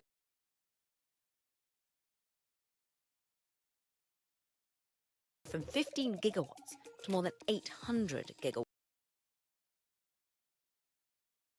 meaning up to 15% of global electricity demand.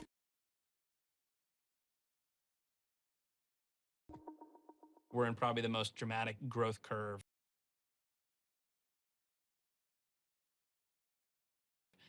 ever experienced in the industry. Everybody who's working in the industry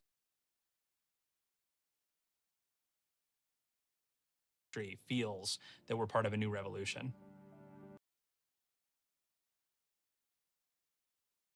But before any of that can happen, geothermal has to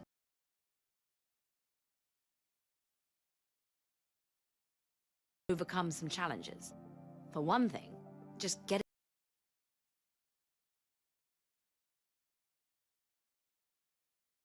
into the game costs a pretty penny. One of the issues with geothermal energy is that it requires high upfront costs.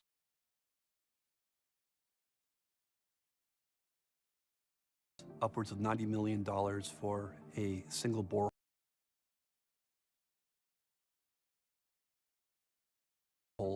compared to $1 million or less for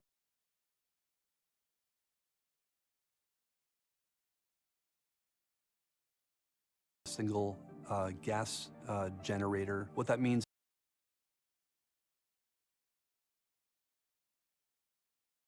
in effect is that people who are doing the drilling need to change the economics by finding either states or municipalities that are willing to enter a long-term agreement. It's being able to project 30, 40, 50 years into the future and have a reliable return on your investment. And the problem right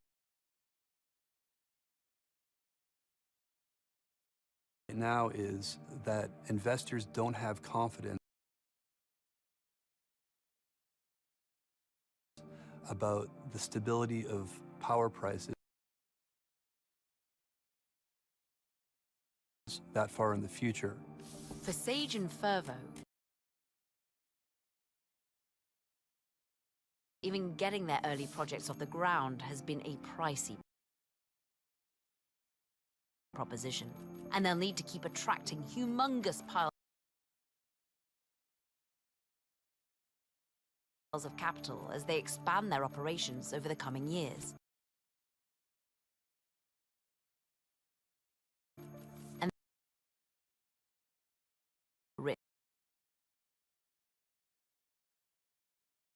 the industry.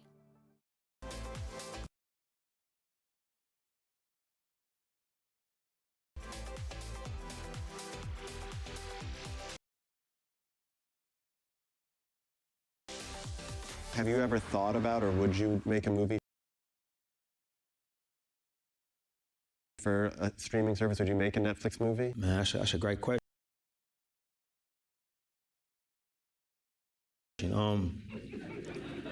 I mean, I'm waiting for one. Can you go? That was a shitty question. Yeah. You good at your job, bro? Like it's.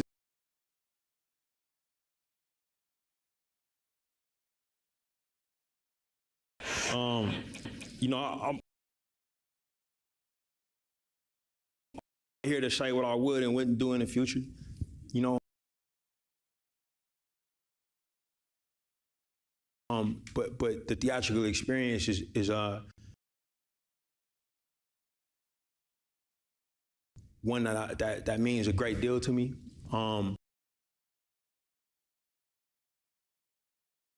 It's a great deal to us. Mm-hmm. I feel a certain responsibility. Like if Fruitville had happened a calendar year later, it probably would have come out on streaming. You know, I've been that everything that I've written and directed has been a theatrical release.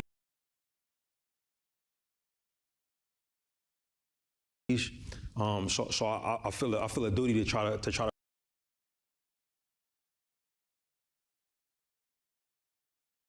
like that, you know, but that's where I'm at today.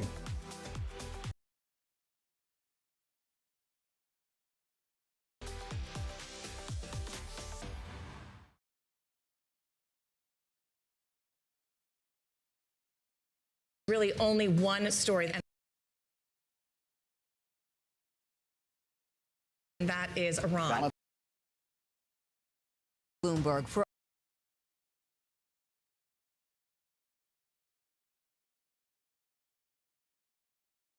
into this conflict. Talking to you from the bomb shelters. Up to the minute reporting. Iran.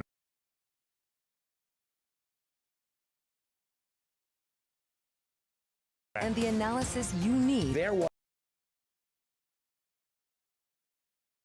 no imminent threat. There's never a good time, but there are. Was my opponent, however, on this issue.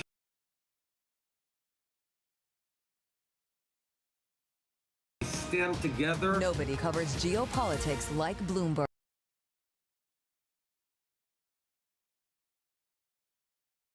The countdown is on.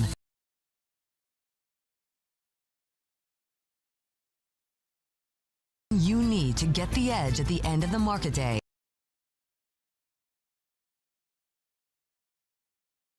Get ahead of tomorrow's trading with the close. Weekday.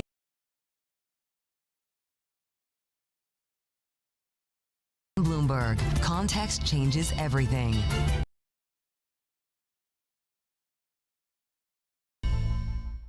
Bringing you up to the minute global news whenever and wherever it happens. I'm Jamal Versace in Davos, Switzerland, and this is Bloomberg.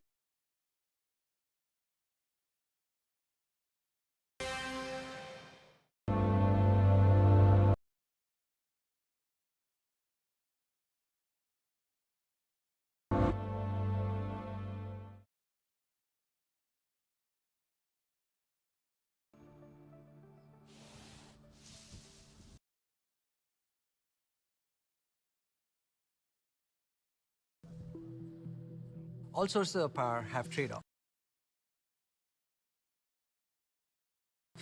And the trade-off with geothermal is that sometimes in the process of drilling, it can cause earthquakes.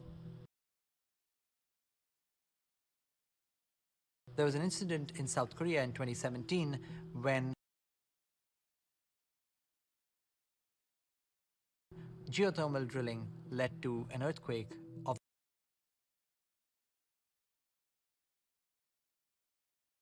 5.5, which is one of the largest earthquakes that have hit South Korea.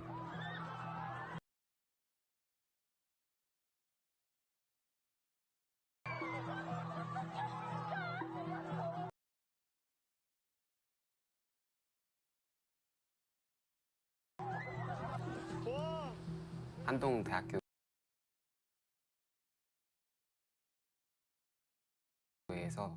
안에 있는 그 한동 글로벌 학교의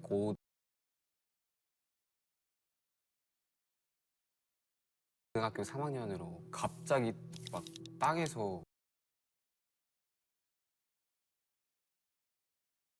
땅이 흔들리고 초등학생들이 흔들려 보이는 거예요. 그래서 막 어디선가 진짜 생전 처음 들어보는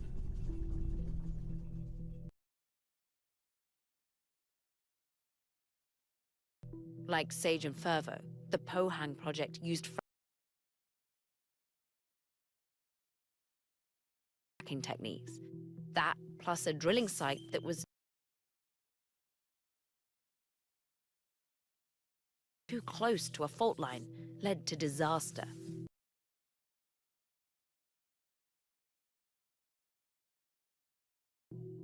지각과 지각 간의 어떤 힘이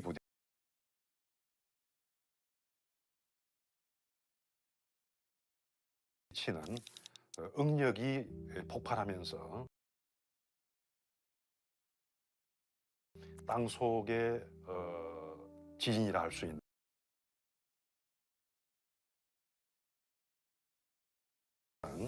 그 어떤 산사태라 할 수 있는 지진이 발생하는 원리입니다. 포항은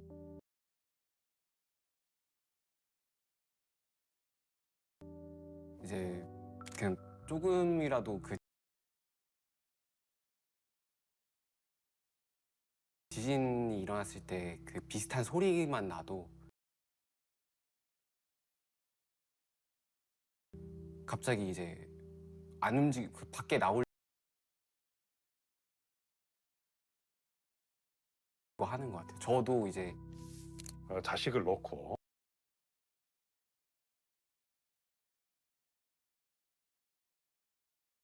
안전하게 살 수 있는가 어떤 그런 어떤 혼란스러움이었습니다. 그리고 외부에 포항지는 이제 위험한 지진의 도시다.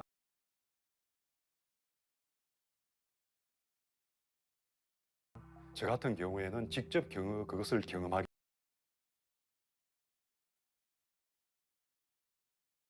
됐습니다.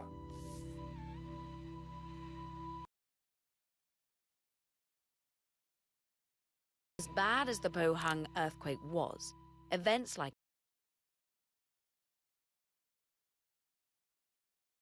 it are extremely rare. As far as we know, Pohang is by far the worst geothermal triggered quake to date.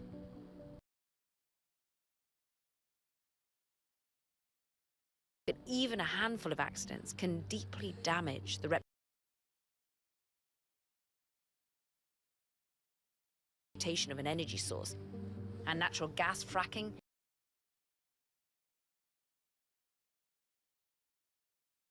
is controversial for instances of groundwater pollution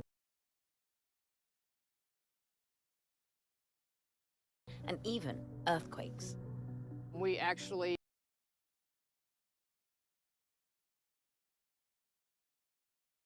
have monitoring stations at this facility and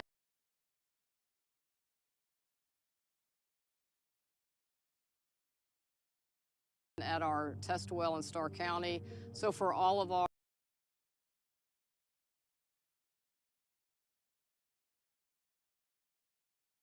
projects, we will be monitoring for induced seismicity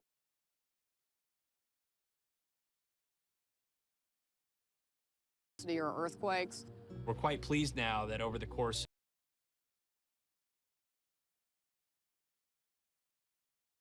of 40 years of field development, we've never had any issues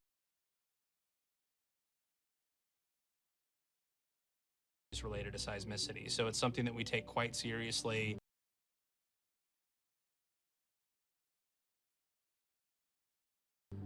As this industry scales, it is one thing that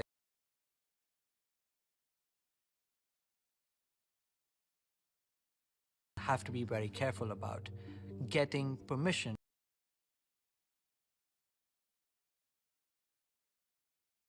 from all the people who will be around that geothermal power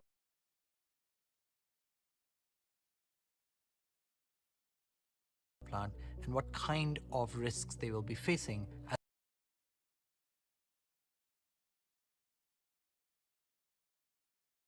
a result of having this in their backyard.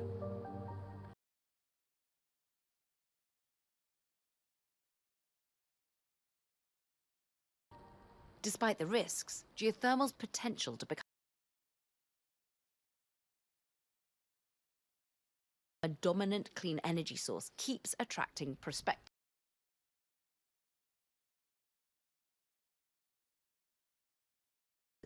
In fact, some companies want to not only keep digging, but dig even deeper. There's companies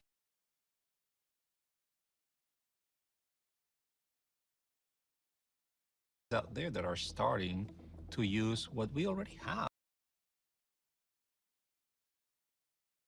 and gas to unlock geothermal. They always nudge people and say, look, there's much more. This is the tip of the iceberg. Carlos Araque, CEO of Quaise Energy, wants to drill as deep as necessary to tap geothermal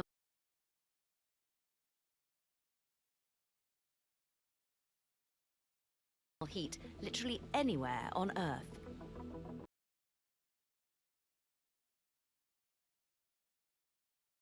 Geothermal can truly repower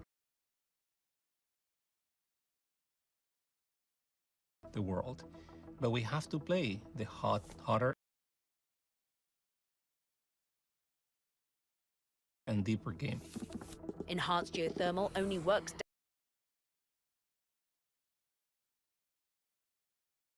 down to around 3 or 4 kilometers, going much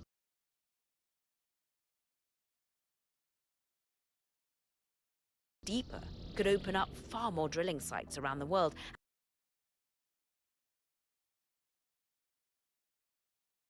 and generate more power from hotter temperatures. 20 kilometers indeed opens up the whole world to geothermal. So twice as deep as an airplane flies high.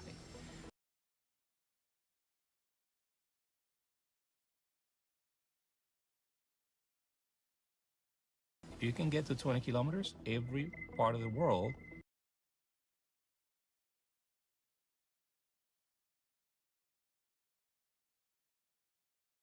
has the geothermal potential of Iceland.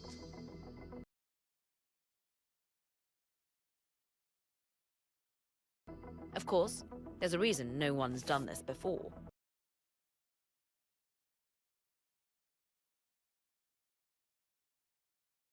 At these depths that we're talking about, the type of rock that you encounter is what we call the basement rock. It's like these igneous rock that are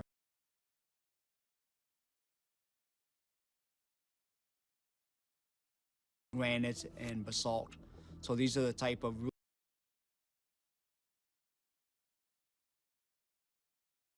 really hard rock that for oil and gas with conventional drill bit is very difficult to drill into it. So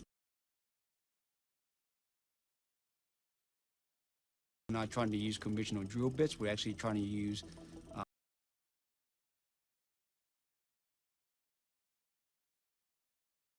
microwave, or in this case millimeter wave, that causes the rock to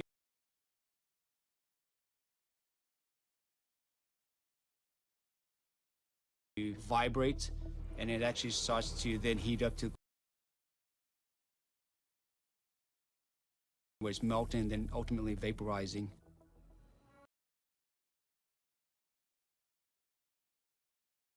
What we have here on display is a basalt paver that's 2 inches thick.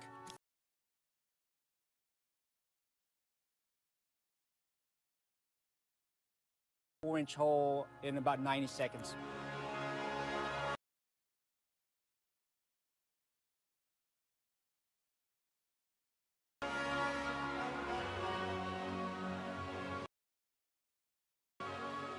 Using this terrifying beam of death, Quasar's engineers claim they might be able to drill down 10 kilometers in a few months.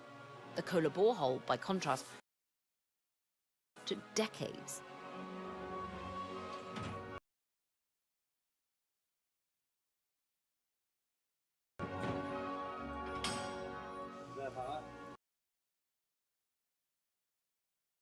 It's really, really hot.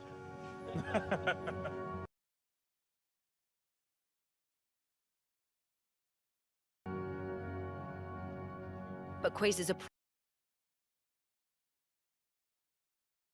approach is truly new and untested. While the company has been able to raise about $90 million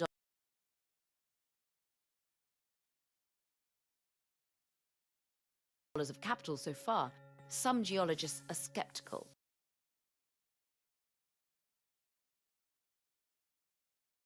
That geothermal power will ever be practical in the depths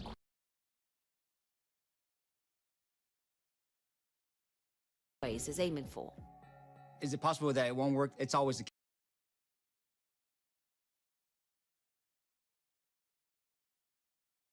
And also, it's also possible that things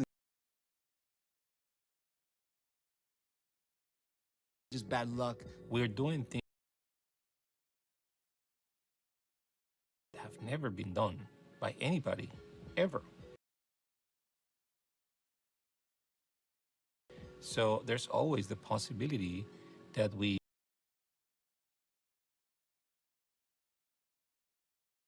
hit a hiccup, we hit a small brick wall, we